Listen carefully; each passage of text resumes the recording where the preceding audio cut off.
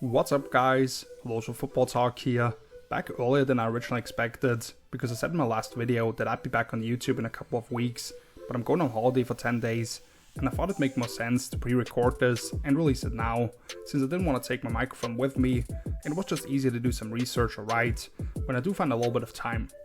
With that out of the way, this will certainly not be as insanely detailed as that video I just referenced on the Falcons offense for 2023, which I probably spent 80 to 90 hours on altogether, considering all the film work, clipping stuff up, recording, and editing the video material, so I'd highly encourage you to check it out, because I think it's my best work yet.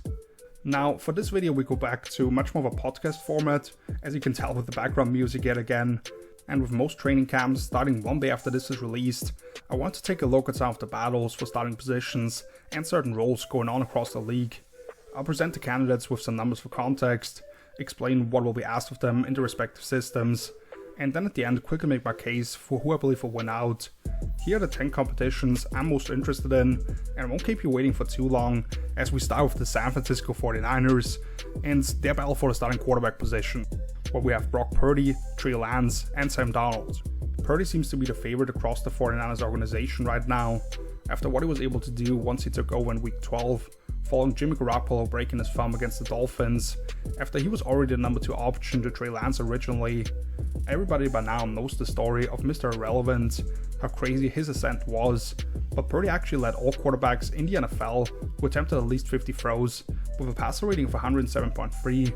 and that actually increased ever so slightly in the playoffs before he had his throwing elbow injured in the NFC Championship game, and the Niners couldn't withstand another injury. We can argue if he would have been able to beat this Philly defense, but up to that point he had performed with a ton of poise and confidence. Now, I still don't believe he has the type of physical attributes typically associated with an NFL starting quarterback, but he didn't leave any opportunities on the table that Kyle Shanahan created. There was a little more passing outside the numbers than with Jimmy G, and Purdy added that slipperiness to get himself out of muddy pockets and create secondary plays. That's why I liked him as a long-term backup with potential to start for certain stretches during his college evaluation. With Lance, I don't understand how people have completely written him off, considering he had 2 emergency starts as a rookie, then was part of that monsoon in the season opener at Chicago last year, based of which fans would have come away thinking Justin Fields can't throw the damn ball, and then completing 2 or 3 passes against the Seahawks the following week before he fractured his ankle. The Niners didn't trade 3 first-round picks just to see what they have in this guy. The raw arm strength, size and athleticism made him a highly intriguing prospect coming out of North Dakota State, where he actually ran a pro-style under center offense, in which he was very familiar with bootlegs, those deep play action concepts, and was heavily included in the quarterback run game. The issue for him is that over the last 3.5 years, he's attempted a total of 132 passes only. It seems that he's worked on what used to be a rather floppy release, and he's had time now to really immerse himself into Shanahan's extensive playbook. But while he may have studied it conceptually, the time on task and ability to decipher information in real time is missing still. And then there's Sam Darnold, another former third-overall pick back from 2018 with the Jets. I and many others had high expectations for him coming out of USC, considering the arm talent, toughness and knack for the game, where he regularly made plays happen in suboptimal circumstances. Well, the situation around him has been even less positive for a young quarterback to develop, looking at his time under head coach Adam Gase in New York, where he couldn't provide the O-line or schematic advantages to protect him, then being traded to Carolina, where he didn't have Christian McCaffrey a whole lot. The O-line once again was a mess when he got there, and defensive coordinator started to be all over Joe Brady's play designs. Sam certainly didn't show the ability to elevate those settings, as the NFL game always seemed too fast for him. He forced plays and lacked a certain situational awareness. However, what we saw over the final 6 weeks got some people excited again, as the Panthers started to operate through the run game and reduce the amounts of true dropbacks for Darnold, simplifying reads while getting him involved with his legs, accounting for 9 touchdowns compared to 3 interceptions over the month and a half, including 100 rushing yards. That kinda sounds familiar, as Shanahan has earned the reputation for being able to elevate his signal callers with clever play designs and setting up their skill position guys with run after catch opportunities. We've heard comments already about how special of an arm Darnold has. While there has been very little noise around Lance, considering the resources they've invested into the latter, I would typically say he's ultimately going to be the long-term plan, but this is kind of a weird situation. I think the problem here are the changed expectations and timeline that have come along with making the move for Lance, because they realized they had hit the ceiling of where they could go with just a triggerman like Jimmy G, especially with some of the bad plays he's had to throw a wrench into this well-run machine. However, when they realized that roster was good enough, that even as they go through 3 quarterbacks, if that guy in the center can just be available and execute the offense, take advantage of what is presented to him, they'd rather go with the guy who's facilitated the most effective version of that offense that we've seen. So if Purdy's recovery stays on schedule and his arm is ready to go week 1, I believe he'll be the choice, and I wouldn't be shocked if Donald ultimately is the primary backup. But I could see some packages with Trey as a runner, and if they see what he can provide again for an extended stretch, with what that situation has looked like, I don't believe the door's closed on him yet. Let's now move on to much less of a headline-like position, however, but one that could be crucial for an emerging young group in the NFC, as we look at the Detroit Lions and the battle for the starting nose tackle position, where we have Isaiah Buggs, Broderick Martin, and Benito Jones. And this is actually a bit surprising, because Alim McNeil was one of the more underrated young players in that role the last couple of years, as I expected him to be when they drafted him out of North Carolina State in the 3rd round of 2021. However, the Lions are supposedly asking him to trim down and play free technique this year, in large part because they haven't been able to find a guy who can fit that responsibility, particularly with Levi Onwuzurike, who they actually selected early in the 2nd round the same year of McNeil, looking underwhelming as a rookie, and then missing all of last season with a back injury.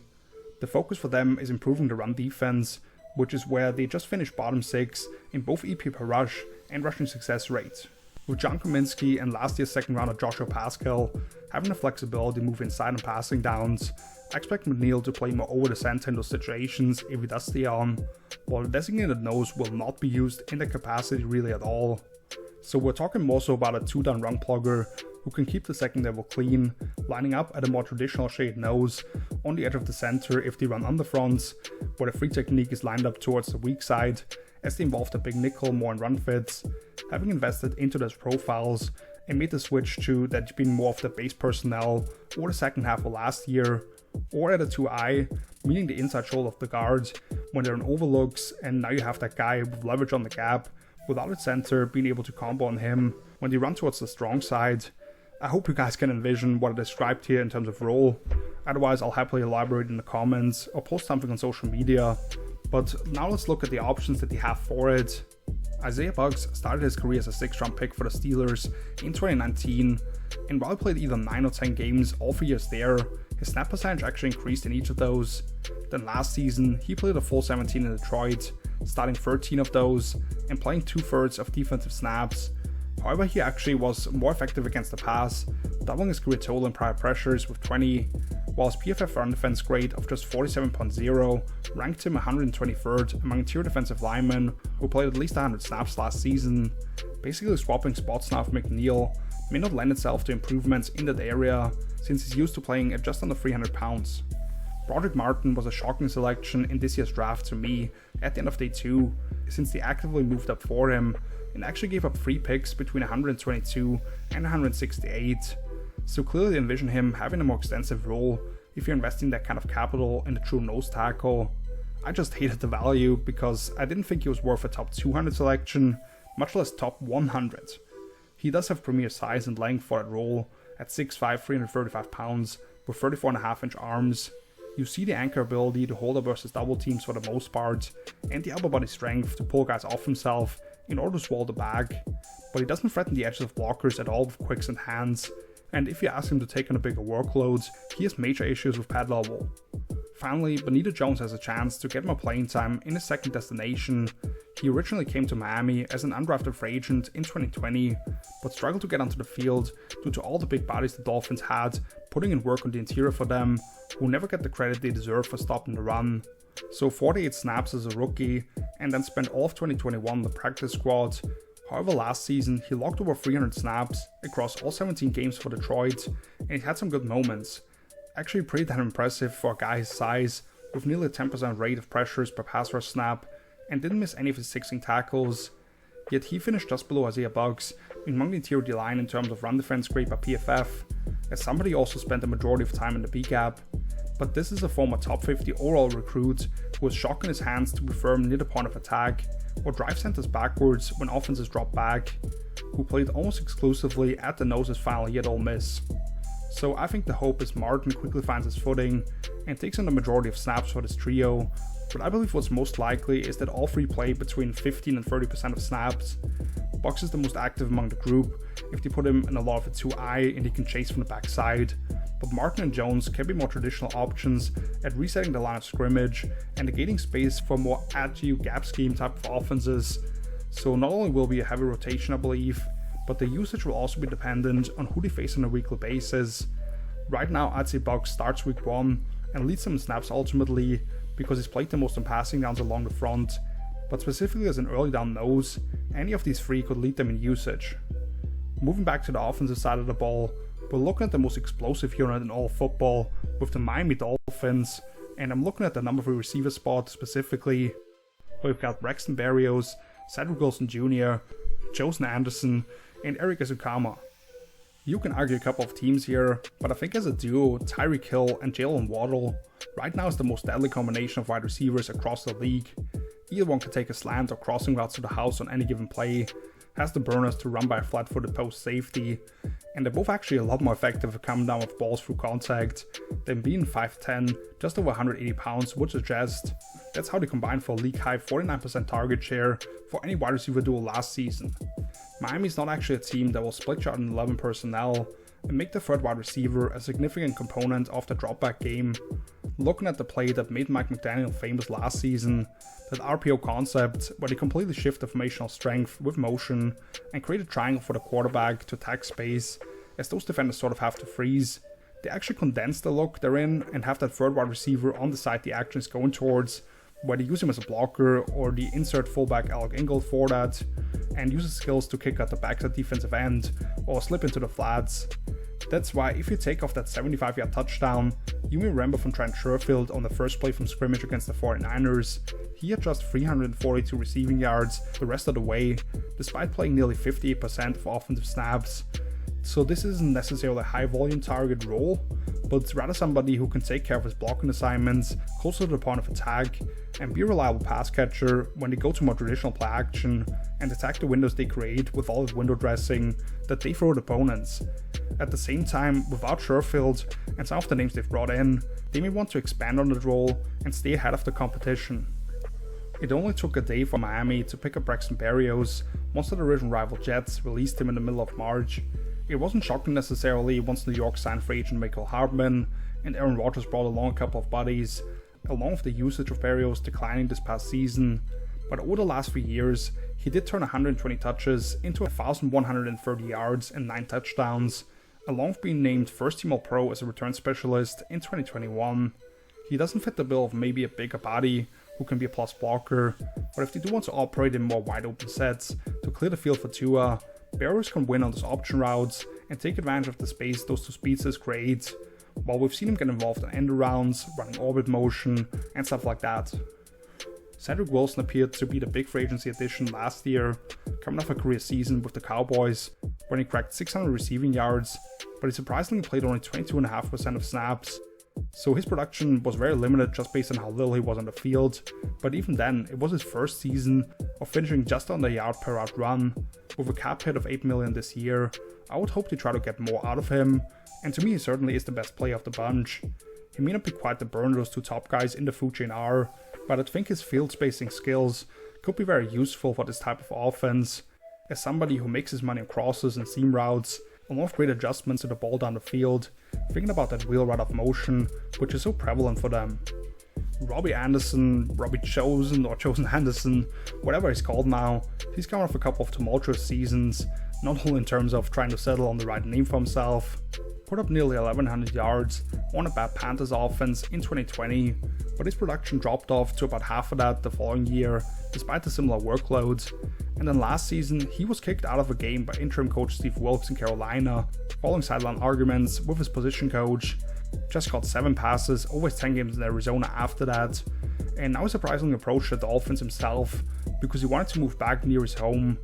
It'll be interesting if they find real value in what is a primary deep threat at this point, because over the last 2 years, Only 5 of 29 targets of 20 plus yards his way were deemed catchable, while Tua led the NFL in adjusted deep ball completion rates. And Eric Ezukama is somebody I actually like quite a bit, coming out of Texas Tech last year as a 6'3", 220-pound pure outside receiver in college, who quickly gets up to full speed, can be a legit ball winner down the field, strong after the catch, and you saw him impose his will as a blocker a few times. He ran a very limited route tree in college, and even after standing out in preseason, he was only active for one game as a 4th-round rookie because he was apparently still trying to grasp the playbook and officially was on a depth chart behind Tyreek Hill as the Z receiver who didn't miss any time. I'm looking forward to seeing how much progress he can make this offseason because the talent is certainly there. And just a couple of quick mentions. River Craycraft has been with Mike McDaniel these last 3 years as somebody the head coach brought along with him from San Francisco, but less than 150 receiving yards over that stretch, as somebody who did most work on teams, more of your classic number 5 or 6 receiver who understands his assignment when brought on. And he drafted Elijah Higgins out of Stanford this year in the 6th round, who will be tagged as a tight end, but could see a certain role as a big body possession guy over the middle of the field as well, because his blocking could earn him some opportunities. I personally would prefer Cedric Wilson, and I believe he actually plays the highest rate of snaps, because he can play the Z or F, which is a slot position in more traditional 11 personnel sets, win at all 3 levels, and be a reliable option for them. But if they can open up opportunities one-on-one down the field for Chosen Anderson, he may finish third among this group in yards, while Berrios could end up with the most touches, although his biggest impact may be felt in the return game. Ezukama is the wildcard here, because he brings size to the room that nobody else really does. If he can figure things out and you put him on the backside of some RPOs to run a glance route with that size to shield the ball and gain yards through contact, that could be a fun element added to the menu. Switching back over to the defense now, I'm looking at the Seattle Seahawks and the battle for the rush linebacker spot between Darrell Taylor, Boye Mafe, Derek Hall, and Alton Robinson, which is kind of funny because they've drafted the first 3 guys all within picks 37 and 48, or 3 of the last 4 years, along with Robinson being a 5th rounder I like quite a bit back in 2020. Other than Uchenna Nwosu, who led the edge group by far with 78% of snaps as the starting Sam in every game, Taylor was next in line in terms of usage, but that was only at 42% of snaps. After missing his entire rookie season with a setback from a leg injury that he suffered in college, he's played 16 games each of the last 2 years, and leads the team in sacks with 16 over that stretch.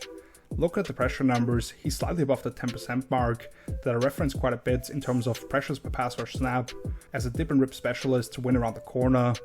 Unfortunately, he's been one of the worst run defenders at the position, finishing below 140 among edge defenders who played 100 plus snaps each of the last 2 years in terms of PFF grade versus the run, which I think it was like 150 and 160 each that even qualified here, not setting a firm edge and also trying to get around blockers. Looking at that highly impressive 22 draft class, the Seahawks got what appear to be 2 quality starters at either tackle spots and in the secondary, along with a potential star running back, but the guy they actually picked second in Boye Mafe saw about the same playing time as 35-year-old Bruce Irvin did in his second stint in Seattle. He did record 3 sacks, but just 9 other total pressures across 200 pass rushing opportunities, as somebody with great acceleration up the arc and suddenness to cross-face blockers, but who really struggled once tackles were able to get their hands into his frame. He did however finish top 30 for his position in what I referenced earlier in terms of PFF run defense grade, as somebody with the force to press off tight ends near the point of attack and not afraid to crash into pullers. As his hand usage continues to advance, he to me has the highest potential for that group,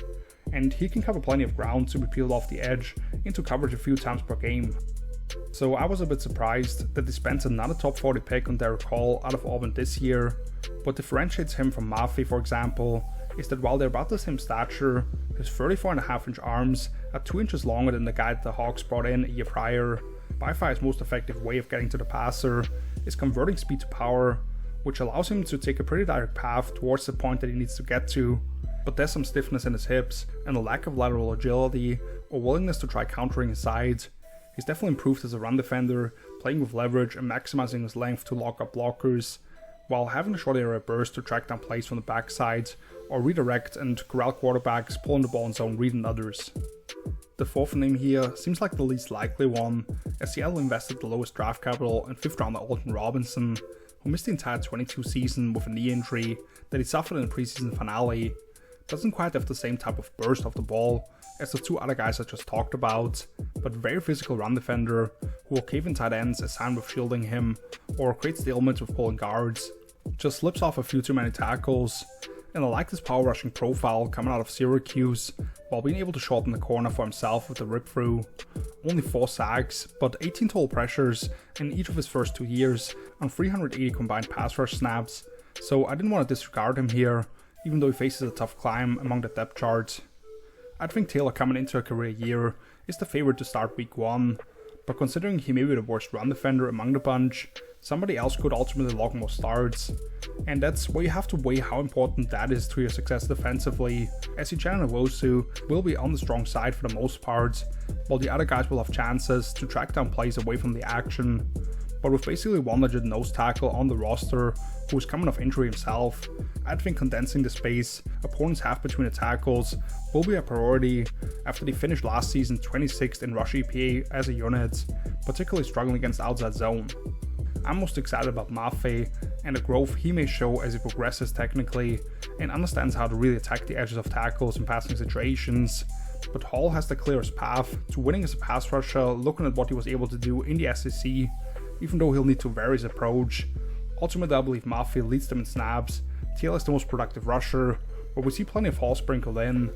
Robinson could still be playing 20 to 25% of snaps, but expectations aren't as high for him since he's probably playing for a contract somewhere else as a role player in 2024. Next up, we've got the Los Angeles Chargers and the power running back, where we're looking at Joshua Kelly, Isaiah Spiller, and Larry Roundtree III. Something they struggled to find a solution at for a few years now, and I may look very stupid by the time this comes out if the Chargers end up signing one of the veterans like Kareem Hunt or Ezekiel Elliott still in the market, but let's look at what they have to work with for now. Kelly has seen by far the biggest usage among these 3 names. He's played over 20% of offensive snaps each of his 3 years as a pro in LA, turning 225 combined touches into 1,030 yards and 4 touchdowns. However, last season was the first time he actually went over 3.7 yards per touch at 4.7, in large part because he had 6 carries of 10 plus yards. Kelly is an efficient mover between tackles in terms of not losing time stopping his feet in the backfield, and he runs hard with continuous leg drive, but he's not somebody who adds something with the way he understands the conceptual ways of setting up runs or making things happen individually. Plus he dropped 5 of 30 catchable targets, and has been up and down at say in pass pro. His game certainly lends itself more to game plans where he could get into some heavier sets and run the ball extensively. Spiller was not only my, but also the consensus running back 3 in last year's draft, behind only Breece Hall and Kenneth Walker III, who both looked like stars when they received their according opportunities. However, Spiller only appeared at all in 6 games, as a healthy scratch on several occasions, with 18 carries and 3 receptions for just 54 combined yards. At Texas A&M, I thought his ability to translate information from his head to his feet and how effectively he could adjust his running path was highly impressive for a young player, finding the right balance between urgency and patience depending on the run scheme, while he could make people miss in the backfield or at least minimize the surface area for tacklers whilst being 225 pounds. I thought there were times where he should use his size more, and his long speed isn't great, but he has a reliable pair of hands, and he got the job done as a pass protector much better than most college backs. Roundtree comes in the mold of an inside banger the most. He was kind of a bowling ball at Missouri, whose game hasn't quite translated to the pro game, as he's carried the ball 49 times, but just 106 yards and a touchdown across 16 career contests, as he jumped back and forth between the practice squad and active roster. The after contact numbers aren't where you'd like them to be for that profile, since it doesn't give you much in the pass game. With that being said though, the Bolts did bring him back for one more year at nearly $1 million, so they must like some of the stuff about him. Austin Eckler of course will handle the majority of touches, as somebody who had over 200 carries and 100 catches last season, along with leading the league in touchdowns for the 2nd year in a row. However, they'd certainly like to reduce his workload a little bit, because while he's proven that he can be an effective in-between-the-tackles runner, there's room for a second guy to add more to the early down run game, which will now diversify under new offensive coordinator Kellen Moore, along with taking pass pro reps. To me, the guy who most clearly fits that bill is Spiller. I really liked his pacing, understanding of concepts, and not allowing defenders to get a straight shot at him at college. Plus I saw him stonewall some blitzers, or at least push them off track at A&M, in order to give Justin Herbert some time, as I expect him to block things up more regularly, rather than playing with 5 guys out as much. Kelly has his value as a pure runner, and they did bring back Roundtree for a reason, but if the Chargers don't bring in another veteran, I don't see why Spiller couldn't play close to 30% of snaps. I might be stuck up a little bit here with my college evaluation on him, I'll admit that, but I don't believe Kelly would be playing nearly half of the snaps on special teams if they looked at him as an integral piece to the offense. With what Kellen Moore will ask of that role, Spiller is the guy I think can fulfill it the best. Other than when he had a couple of defenders in the backfield before he could even get back to the line of scrimmage, I liked what I saw against the Falcons and Chiefs, his only 2 outings with extended playing time. Which brings us to the Jacksonville Jaguars, and I'm looking at the guy who starts in the slot for them at Nickelback, between Trey Herndon, Antonio Johnson, and Christian Braswell. Looking at the defensive numbers for Jacksonville, they went from 18th league-wide in terms of EP per play through the first 11 weeks to 6th from that point on, while climbing 10 spots in dropback EPA as well. And while there are always multiple factors relevant here, the one big personnel move they made was moving Darius Williams from the slot to outside corner, while Trey Herndon filled that spot on the inside, and he used more free safety sets to put a bigger body there at times.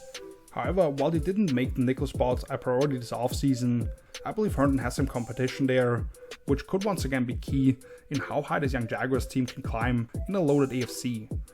So Herndon is certainly the favorite, considering the Jags were very successful with him fulfilling that role. Across 12 games as a starter or quasi-starter, at least in nickel packages, he was responsible for more than 52 receiving yards just twice, with 16 one of those. Pro Football Focus only gave him the 119th best grade among all cornerbacks last season, but that largely had to do with his run defense with a grade just below 40.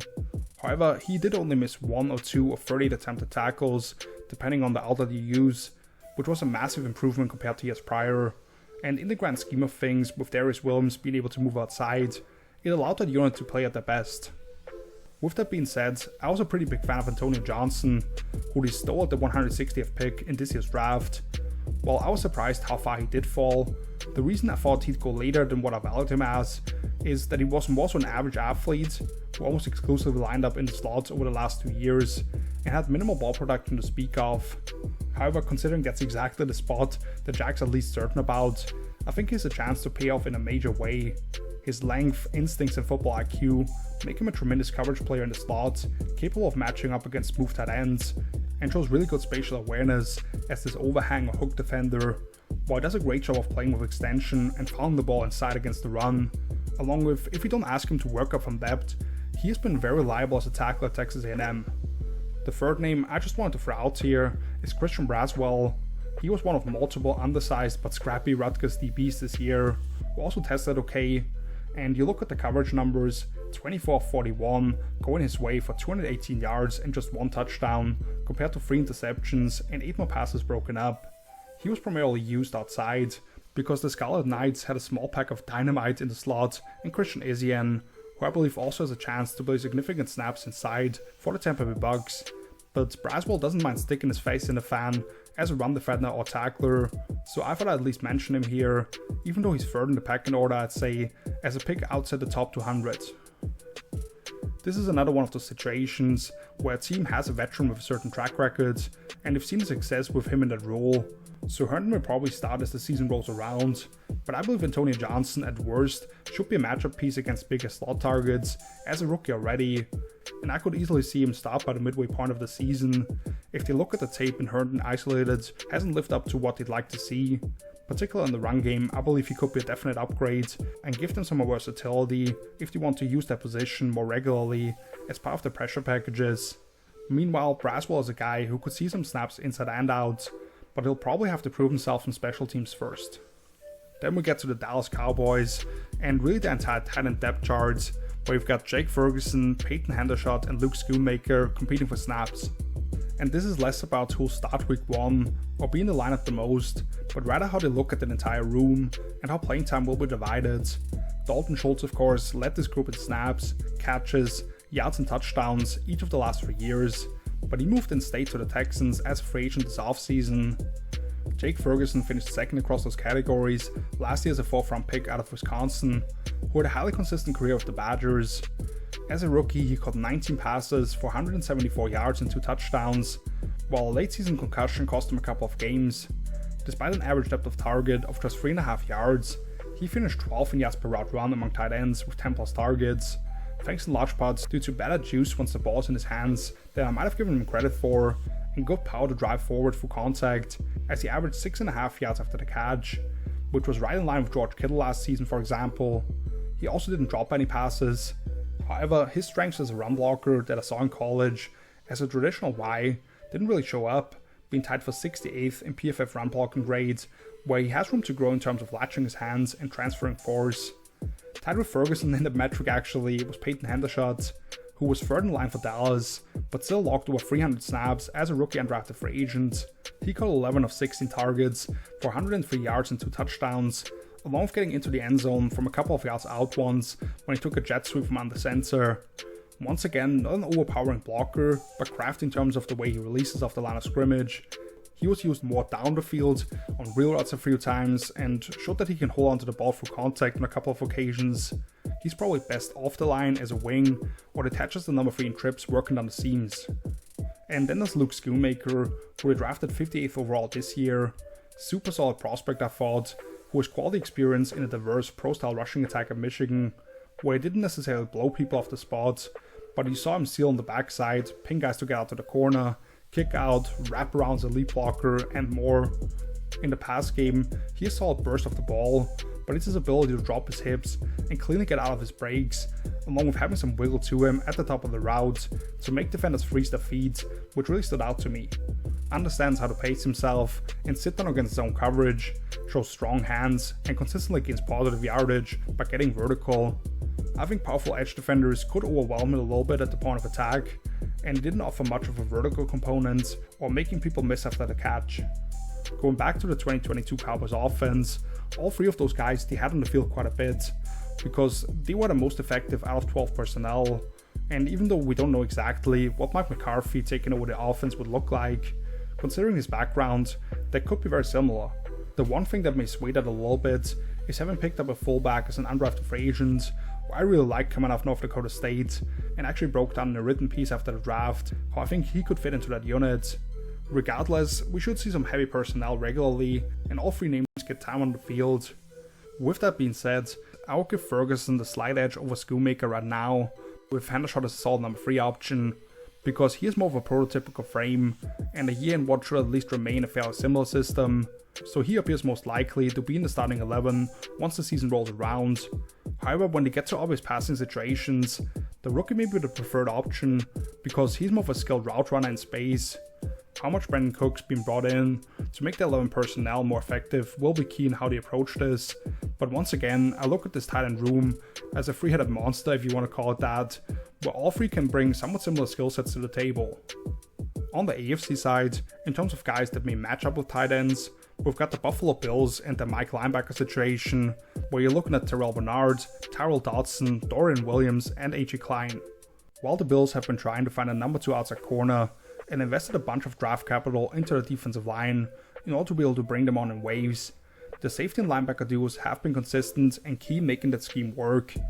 With as much zone coverage as they like to run, being able to squeeze down windows underneath and challenge route patterns during their development is what's needed to keep opposing quarterbacks from picking them apart by attacking voided space.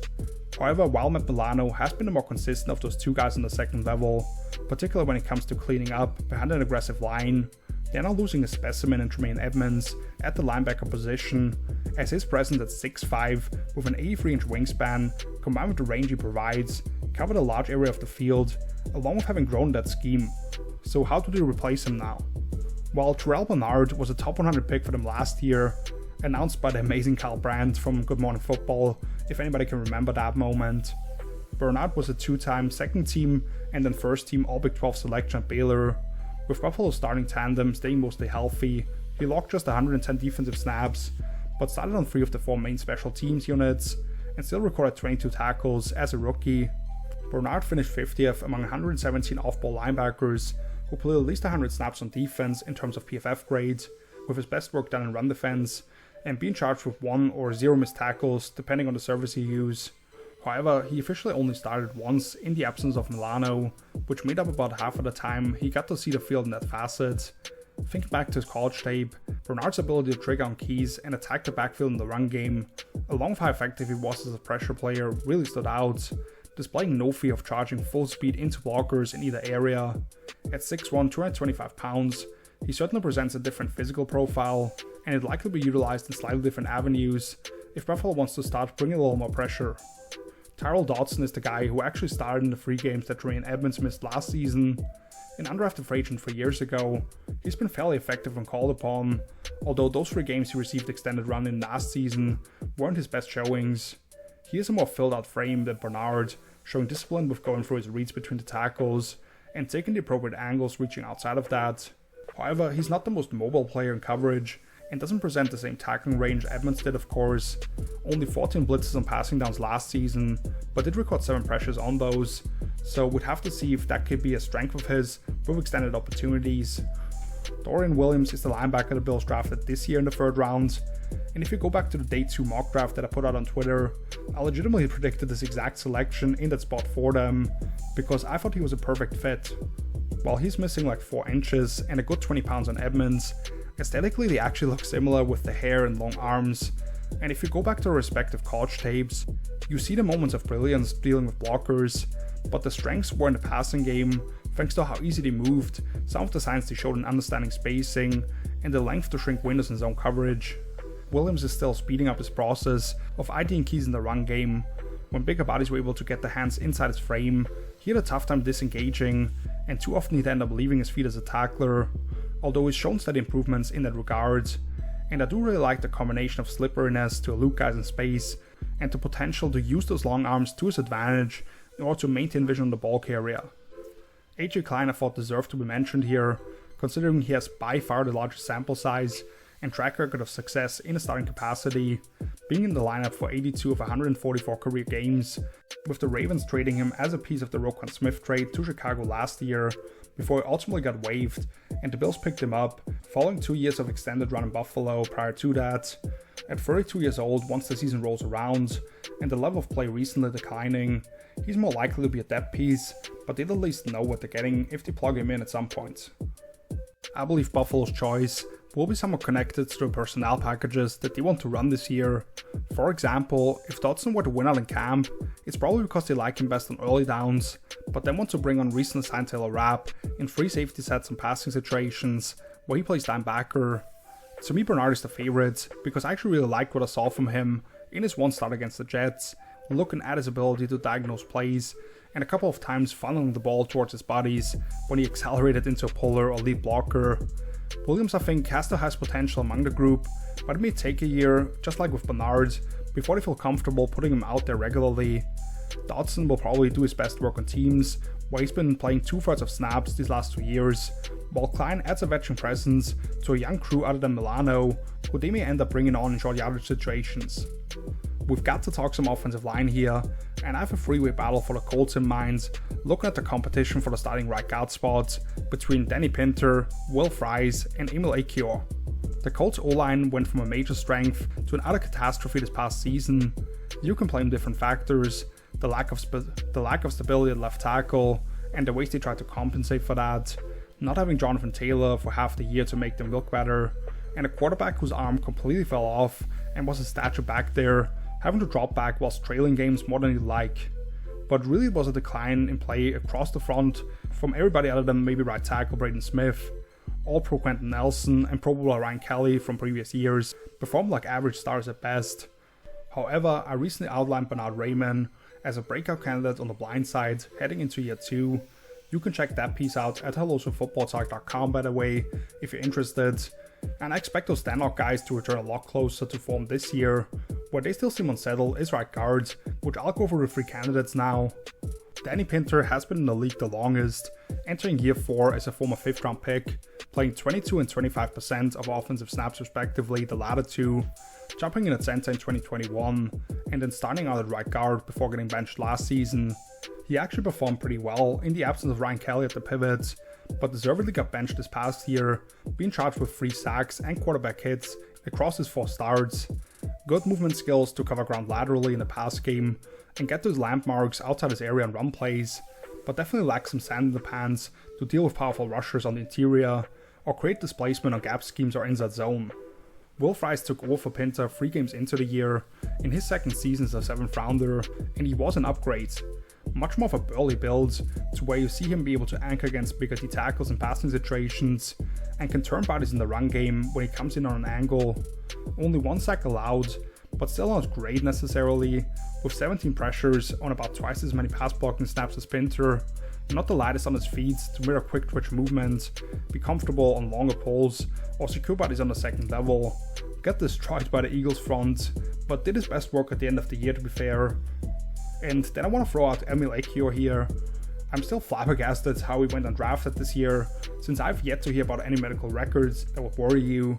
Based on tape, I had him as the 3rd round pick and my number 6 interior offensive lineman.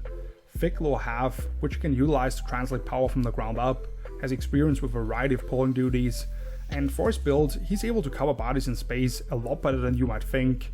Thanks to the girth he presents, he's capable of standing his ground against bull rush attempts, constantly looking to refit his hands, good awareness for games, and looking to dish out significant rip shots when unoccupied.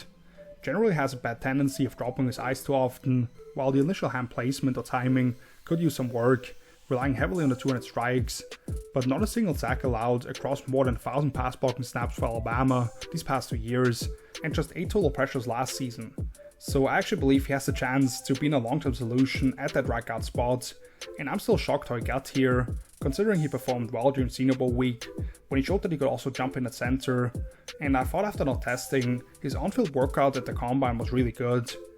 It seems unlikely an undrafted free agent starts week 1, so I'd give Fries the edge here, since Indy will be most comfortable, going for what worked best last year. But if he stands out as the weakling along the front, and the rookie can quickly acclimate himself with 2,600 snaps in the SEC these last 3 years combined, I believe we might see a switch midway through the year. Pinter to me is better suited at center, and I believe they'll prefer his flexibility that he does have off the bench in general. Under Shane Steichen now, likely designing an offense similar to what it looked like in Philadelphia last year, with rookie quarterback Anthony Richardson, with a diverse in the ground game, but simplifies reads as a passer and push the ball down the field. Somebody capable of performing well in all those areas, and probably having to block on the move quite regularly. Ekiyor to me could be the best fit. And finally, let's give special teams some love, as we look at the Pittsburgh Steelers and the primary return specialist, which will likely be decided between Gunnar Olszewski, Calvin Austin III, and Jordan Byrd.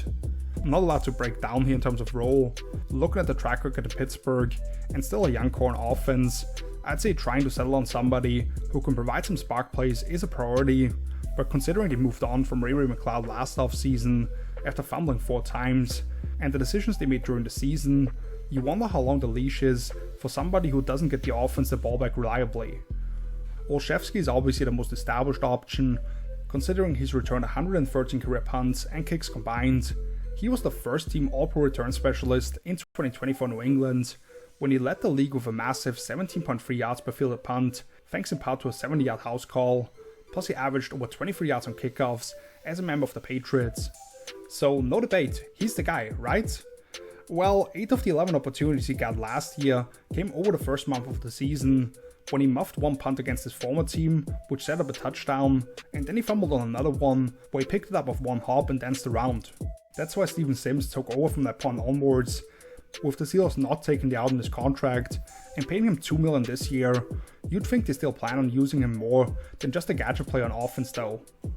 Austin is probably his main competitor, a guy I absolutely loved at Memphis, as somebody cooking DBs on a weekly basis, and the only guy I thought gave Sauce Gardner some trouble in college. Coming off nearly 2,300 yards and 20 touchdowns on offense over his final 2 collegiate seasons, he ended up being the 4th round pick for a pretty stacked young wide receiver room at that point. The Steelers did bring in Allen Robinson this offseason to be the likely number 3 receiver, but I think they want to find ways to get the ball in the hands of this little dynamo. Because he was the star on offense, Austin didn't get a ton of opportunities to stand out in the return game, but on just 29 fielded punts in college, he put up 323 yards and got to the end zone twice.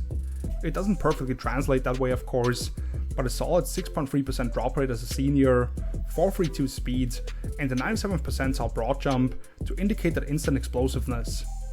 The third name to keep in mind here is Jordan Byrd, who they picked up as an undrafted free agent this year. a true return specialist at San Diego State, earning back-to-back first-team All-Mountain West accolades.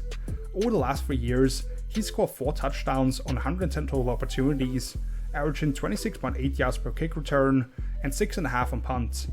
Unfortunately, I didn't study his offensive tape in depth, but kind of comes in the mold of another former Aztec, Antonell Pumphrey. For anybody who remembers that guy, setting the FBS all-time rushing records at 5'7", around 170 pounds.